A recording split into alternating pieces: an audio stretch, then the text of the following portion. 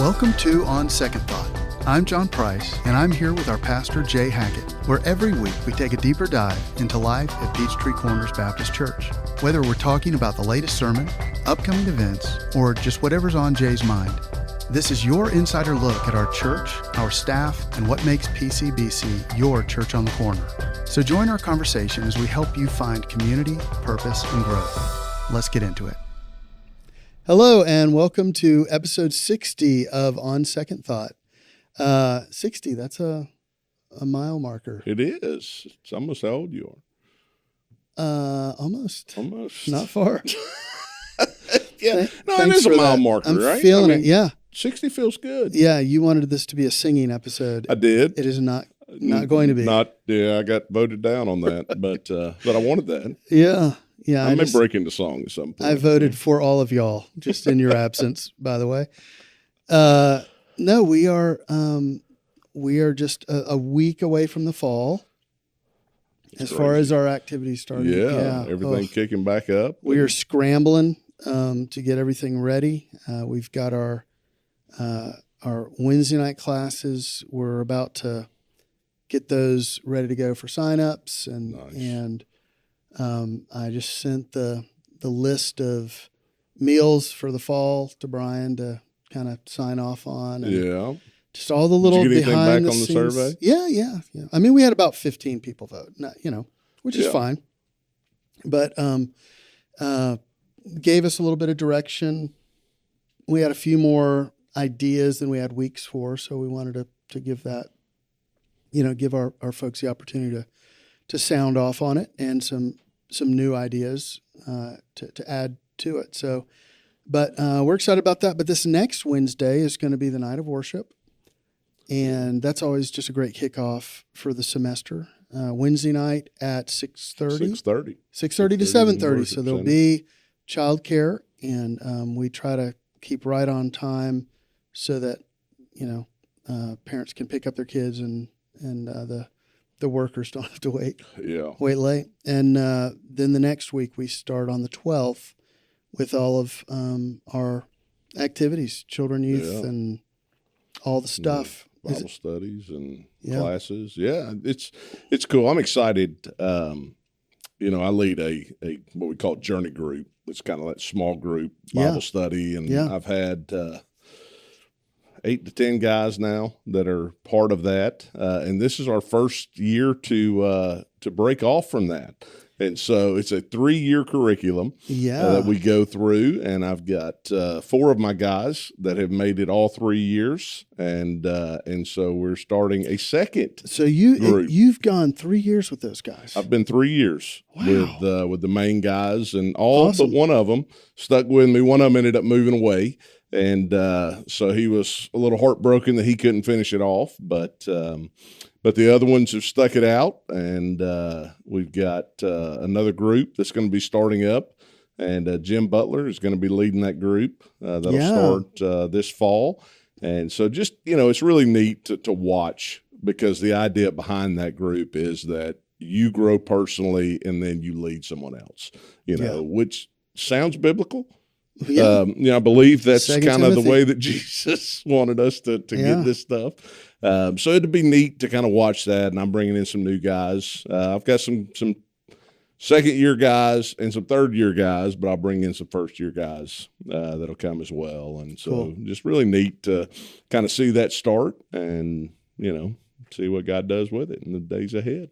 Awesome. Yeah, growing that leadership and that's kind of what we want to do through the whole church is figure out how can we invite somebody along, and we don't have to be the expert theologian. We just a few steps ahead of somebody else in our journey, and just encourage each other, lift each other up, and challenge each other. So I know your group of guys, great group of guys. You've been very faithful with that. Every Wednesday night when I'm wrapping up a class or, coming back from helping cleaning the kitchen, you guys are in there having your discussion. Yeah, so, I've had to tap into my youth ministry days of staying up late. Oh. Yeah, with those guys. But it's been special. just to kind of watch them and see them grow in their families, but also see them, like you said, step up and take different leadership roles here within the church. Yeah. And, and always building that pipeline of going, okay, who's next? And, I was talking to one of our life group leaders, and I said, you're doing a really good job of having other people teach, and he was like, I've got about 5 guys right now. And I said, hey, get them ready. Because I said, John's always looking. Absolutely. And so maybe 2 of them can come out and kind of be co-teachers and take the next step. Yeah. And, because it's one of those things that, as we continue to grow and as we continue to build, it's going to take more and more of us to step up and say, hey, put me in, coach. So I'm excited to kind of see that happen. And, that's kind of one of our big focuses of our staff retreat this year is how do we build the farm system, so to speak. Right. And, so that there's always people that are ready to take that next step. Yeah. Whether that's in kids ministry, student ministry, adults, Yeah. And, it is great when we have those all-star teachers or youth workers but life happens and people move to different chapters in their life. And if you don't have somebody that you've been building into, correct, man, then the whole ministry suffers. Yeah. We've got one of our just guys that we love, and he and his wife are moving, and man, I tell you, that's a heartbreak. But he has done a good job of bringing people up into his group and training them. But it's the same way with deacons and elders and anybody in leadership. If you're not pouring into the people that are younger, you can have the greatest team of leaders, and that, you're one generation away from just crashing it into a mountain. No, absolutely. It's so funny because it's almost counterintuitive. Yeah. To work yourself out of a job. Yeah. You know what I'm saying? Yeah. It's that idea of, but then they'll replace me, or they'll think that somebody else, can do what I do. And I'm like, no, that's great. You need to have other people that can do what you do. If you get hit by a bus tomorrow, what's going to happen? And so you always want to leave things better, right, than where you found them, or you always want to bring somebody with you. How am I encouraging? What am I doing to pour into? Yeah. And, so just great opportunities to continue to take that next step. And, I heard Zig Ziglar say that if you become a builder of leaders, you will never lack for a job. There you go. Because it's one thing to lead, but like you said, that 2 Timothy 2, it's, as I've trained you, as I've taught you, take other faithful men, teach them so that they will teach others, kind of that 4-generation thing. Correct. And so, it has to be a repeating cycle of how are we creating systems to not only build into people, but it's that disciples making disciples. So, that's good. Logan just got back from SOU. They just got back from SOU. I think Wallace picked them up yesterday afternoon. Yeah, they're worn out. Oh, exhausted. And apparently their schedule was pretty go. Early mornings. And a lot of, So little sleep deprivation. But he said it was a really good time with the students and, just making memories that'll last for a lifetime, but also ingraining in them those leadership principles, so that they will use those for the glory of God. Yeah. And, we both have our background in student ministry, and it's always fun to kind of plan out and like lead those kind of things. And there's a place for that, but there's also something to be said about, some of these turnkey things where you can go and you're not responsible. So you can just spend time with the kids. And man, you can have great conversations where you're not stressed about, okay, what's happening next? Where is this that was supposed to be here? All the logistical just to go things. Stand in line. Right. Here. Am I going to get yelled at for blowing the budget? Right. Yeah. Oh, yeah. So, and then the kids are at Centri-kid this week. Centri-kid this week. Yeah. They left about 10:30 yesterday morning. Yeah. And jumped on a bus and headed out of here to head over just outside of Birmingham, Alabama. And so they will be there this week and growing and learning. And I want to say the storyteller was the theme. If I'm not mistaken, that may be incorrect, but I think that was the theme this year. Okay. But had a great group of kids that were going and a lot of adults. So pray for those adults and pray for those kids that just be a memorable week. That God will really grab hold of their heart. And, that's been our call as a church, right? Is we want to see the next generation live fully surrendered to Christ. Yeah. And so, that starts early. And so these are 3rd through 5th graders that are hanging out there. And so, just if God grabs a hold of their heart, man, it could radically change the trajectory. Building that foundational 1,000% stuff. Yeah. Yeah. So excited about that. I think that we'll wrap up the summer as far as our trips are concerned with different camps and different things like that. But so they get back on Friday and that will officially end that side of things. And is promotion Sunday that next Sunday? No, it's actually the 9th. Okay. So August the 9th. So kids go back to school on the 5th in public school. And then with all of the private Christian schools, it's different days over the next week after that.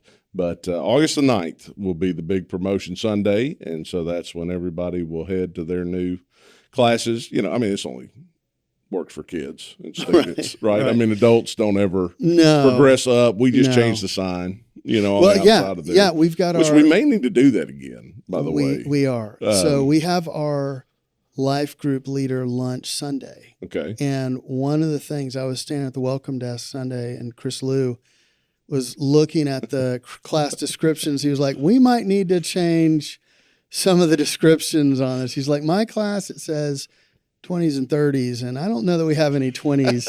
Yeah. And I was like, it's across the board. So 30s. We'll kind of have those cards out for the life group leaders and say, let's make these a little more honest or, a more accurate to where you guys are right now. Because, people don't move to other classes typically. Yeah. Because we want people to build community. Mm-hmm. Now we also want to start new life groups. And so we do pray for and encourage those pioneering folks who are like, look, let's create something new that creates space so that new people can experience what we did when we came here and were wowed. But what happens is a class reaches capacity, it plateaus, and there's not enough space for new people to come in.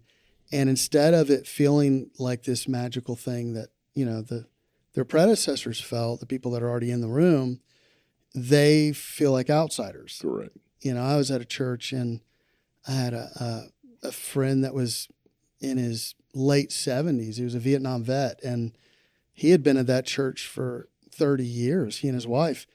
And he said, the class they're in, they're still kind of referred to as the new people because they didn't grow up in kindergarten in that town. And so, we have so many new young families visiting, joining, and we want to make space for that. So we are excited about those who have been in life groups, but we encourage let's create some new space.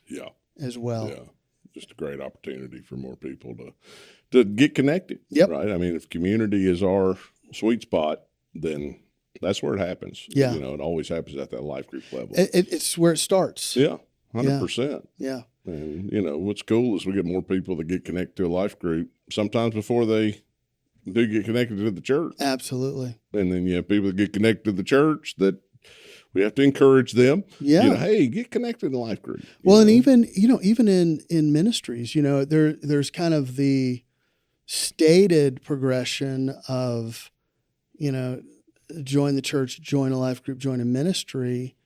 But I even, in my life group Sunday, I was talking about opportunities with the kitchen team, that sort of thing. And one of the ladies said, do you have to be a member to be on the kitchen team, to do ministry? And I'm like, yes. Oh, no. Can they cook? Yeah. Because there are people who are members that don't necessarily want to be on the team. But no, I said, no, absolutely. Because sometimes it's those connection points that people are compelled to the gospel and the relationships that they build there. We try to create those as opportunities for connection and growth through all that. So I love.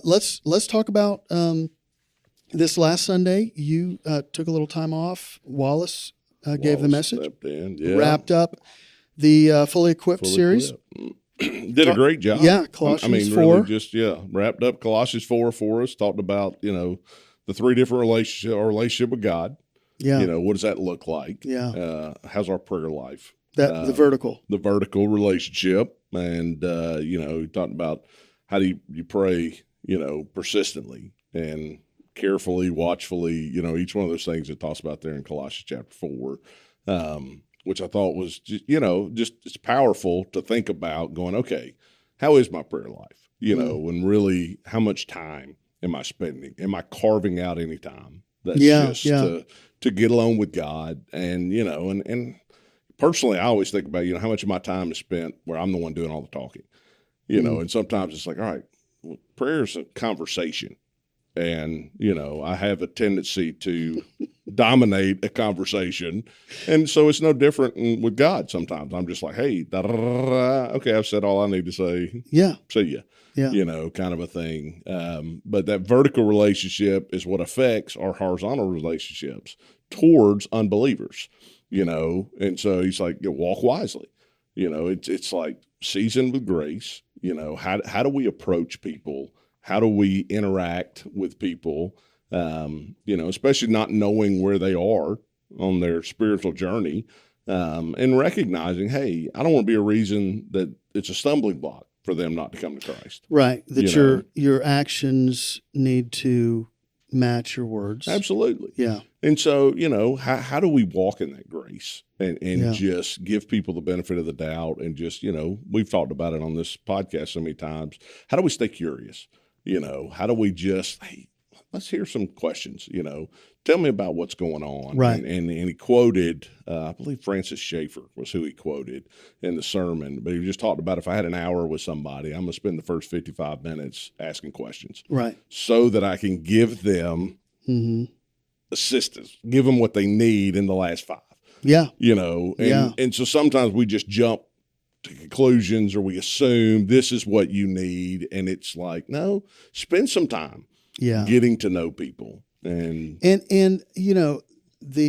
another kind of a parallel verse is 1 Peter 3:15, which is always be prepared and ready to answer, to give the hope that is within you and do so with gentleness and respect. Yeah. And so, I think a lot of times when people take, evangelism classes, it's so they will win an argument. Correct. Or show people where they're wrong, as opposed to speaking the truth in love. Yeah.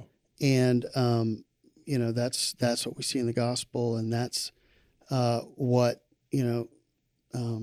builds relationships and compels 100%. people towards the gospel. Yeah. And just to put in a little plug, that's for our Wednesday night classes. That's Hodam and I will be talking about, we'll be looking through a book, The War of Worldviews, by Jamie Winship, where he talks about, some of his relationships, friendships, and how he saw many people in the Muslim world take Jesus as their Lord, as the King of the kingdom of God, and so that idea of worldview is, and I think a lot of times when we think of worldview, Christian worldview, Muslim worldview, but most of our systems pit us against others. Yeah. And so it's a separation. So this will be talking about the difference of 2 distinct worldviews of separation versus connection. And that's a very foreign thing to people, but that's what Colossians 4 is talking about here. Oh, 100%. How can you connect with people that are far from God? Yeah. In a way that to draw them close. Yeah. Yeah, because we all have connections. It's just like, okay, how do I connect with this person? Yeah. What do we have in common? And, it's so hard. Or sometimes we have connections with them. We're like, how do we draw this to the gospel? Which kind of goes back to, are we walking what we talk? Correct. Correct. Well, you know, and Wallace even said Sunday, he said, you know, it's so easy to find the critical things about somebody. Sure. He goes, but what if we were looking for the good and the encouraging? And, you know, how do we take opportunities to go, okay, I could find 100 reasons why you and I should not be friends, you know, but I'm going to find the one of, okay, here we go. You know, and how do I focus on that? And so that we can somewhat connect, whether that's, you know, gender, whether that's identity, whether that's politics, race, anything that you want to bring up. It's like, okay, I could tell why we should never be in the same room together, but what is a common factor? And how do I have grace, and how do I season this with salt in such a way that it might lead to another conversation? Yeah. You know, and it might lead to a friendship that ultimately might lead to the gospel. Yeah. You know, and so. Yeah, all of us have the tension of a broken nature and the image of God. Yep. And so it's like you're saying, it's easy to see and point out the broken nature, and that's typically where we start. And when we do, walls come up. Yep. You know, I remember, I didn't see this at Samford, but my brother and sister both went to Florida State, and they said that, you know, periodically you would have these guys that would come out and yell at the students that, you know, you're going to hell, and, you know, all this kind of stuff. And the students would almost make a game at it, that they would kind of finish the sentences of these people. So like absolutely no effect or impact whatsoever. Pointing out that here's where we're different, here's where you're broken. But when we can identify the image of God in another person and kind of say, you know where you get that, you know where that thing in you, that sense of oughtness, that sense of beauty and right, that's not an evolutionary thing, you know? And so, calling to each other's better angels and building relationships is a better way to do it. Which is awesome. And that's, you know, it's like, okay, how do I do that? And then the last one was, how do you really build up other believers? Yeah. Right? You know, how do I affirm you? But he says, you know, audibly, because at the end of Colossians 4, I mean, there are so many people, right, that Paul just goes, hey, and let me tell you about this person and this person and this person, and, you know, welcome Onesimus, and thank you to Demas, and thank you to, you know, and just the reality, you know, we've said it before that, you know, Truett probably wasn't, you know, his idea in the first place, but he said, if you ever want to know if somebody needs encouragement, just put a mirror in front of their face, because if they're breathing, you know, then yes, they need. Yeah. And so that public affirmation of somebody, and just to say, hey, thank you. You know, I want to say thank you to Todd, you know, for filming this every week. Thanks to Todd for sitting through these podcasts, you know, and then editing everything and getting it ready and sending it to you. Thank you for posting those things. You know, I mean, just that simple thing of going, hey, I just want to say thank you. I really do appreciate what you've done, you know. Yeah, people aren't mind readers. And that old trope about, you know, I said I loved you when we got married. If that changes, I'll let you know. I'll let you know. When we tell people how much we appreciate them, we know that, but people aren't mind readers. You know, this guy we were referring to, Robert Lewis, they're moving, and I was talking with Robert, and Robert is just one of those guys who's such an encourager. Yeah. Oh, 100%. And you know, I just feel like $1 million after I talk with him. And I just wanted to say, man, as soon as you get settled in, find you a church. If you're not driving here, find you a church and do what you do. Encourage those ministers, because you have no idea what that means to, you know, people, oh, I love my pastor, I love my ministers. But if they don't tell them, then we got enough neuroses and stuff going on inside of us that we assume. It's the opposite. Yeah. So no, it's huge. And this is the part of the letters a lot of times that I just skip past. Yeah. But what's interesting is some of these names tell a story. Yep. You know, Onesimus was a slave that ran away from his master, And Paul kind of encouraged him to, was it Philemon? Yeah. Was it Philemon saying, man, listen, welcome him back. He's been such a help to us. Yeah.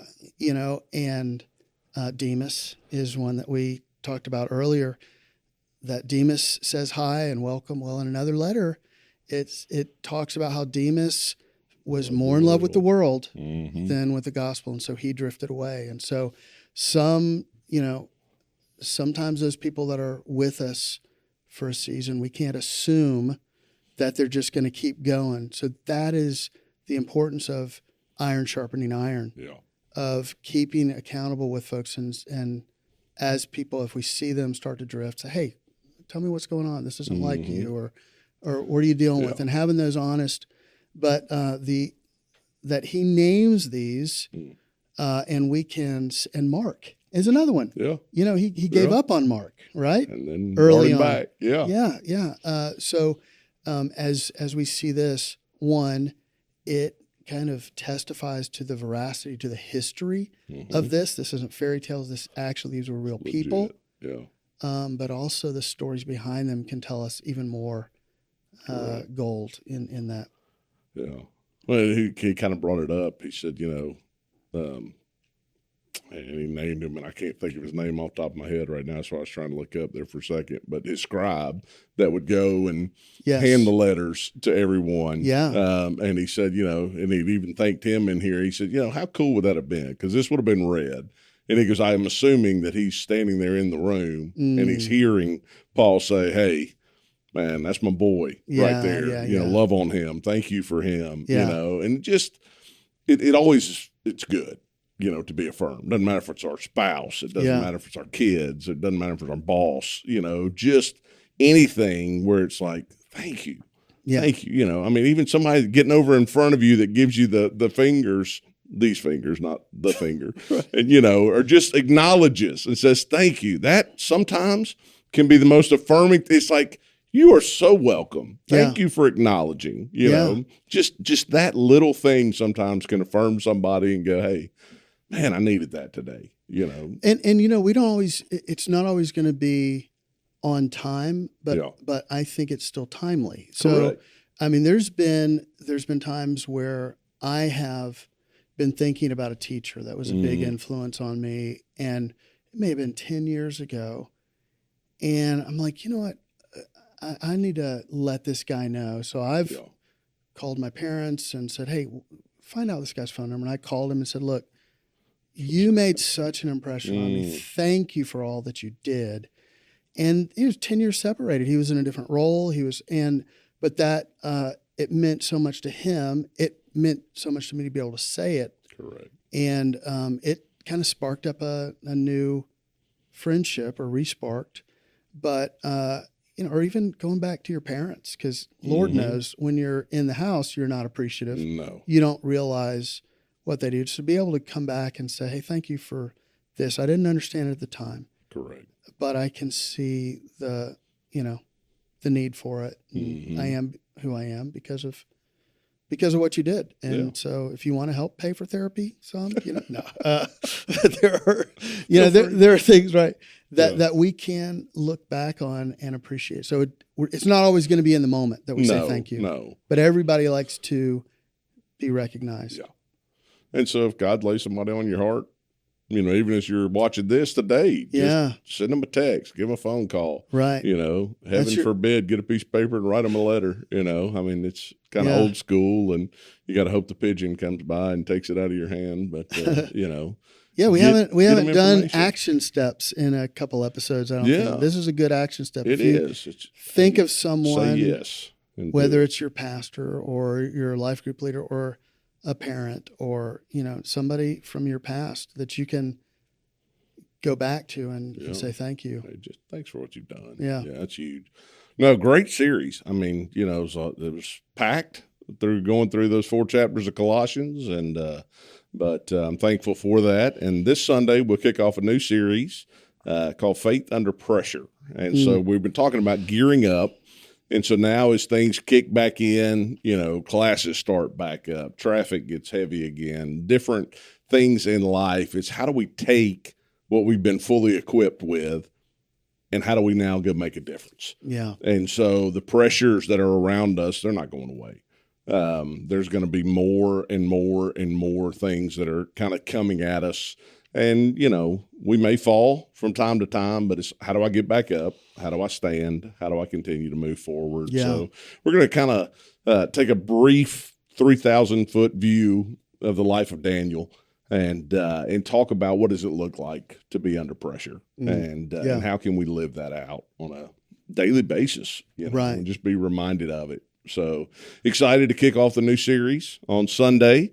And then we will be back into the swing for the fall, and here we go. Yeah, that's awesome. Heading to Christmas before you know it. This episode brought to you by Tums.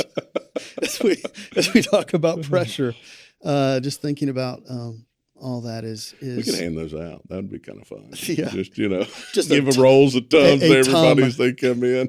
Is it called a Tum or a Tums? Just in their seat. Just one Tum, right? Like a grit. Yeah. All right. Well, we continue on with the parking lot stuff saga. As the rain, we just so much we are at the mercy of the weather. Yeah. That we're seeing but right now still the bathrooms are. I think this is going to be week 2 that they're working on that. Parking lot. Yeah. Continues. Parking lot continues. Weather, permitting. We should have everything seal-coated and striped before Sunday. Yeah. They're working on the front even today and yesterday. And then the next 2 days, they'll finish up the backside. And then we've got 2 more weeks with no main restroom. But that'll be okay. I heard there were no big issues from Sunday, which was great to hear. Yeah. And then they're almost finished with the kids area downstairs with the carpet. Yeah. And then they're going to hit the stairs, and we should be good to go. And so very excited as the things continue to progress. And it's going to be exciting to just, continue to be a place where it's fresh and for our members to go, hey, man, that's pretty awesome. But also for our guests to walk in and go, man, this looks great. Yeah. They really care. Just and that unspoken, intentional correct message of we're glad you're here. We want you to feel welcome. Yeah. Well, good. Awesome. So, anything else? Nope. I think that pretty much sets us up for the week.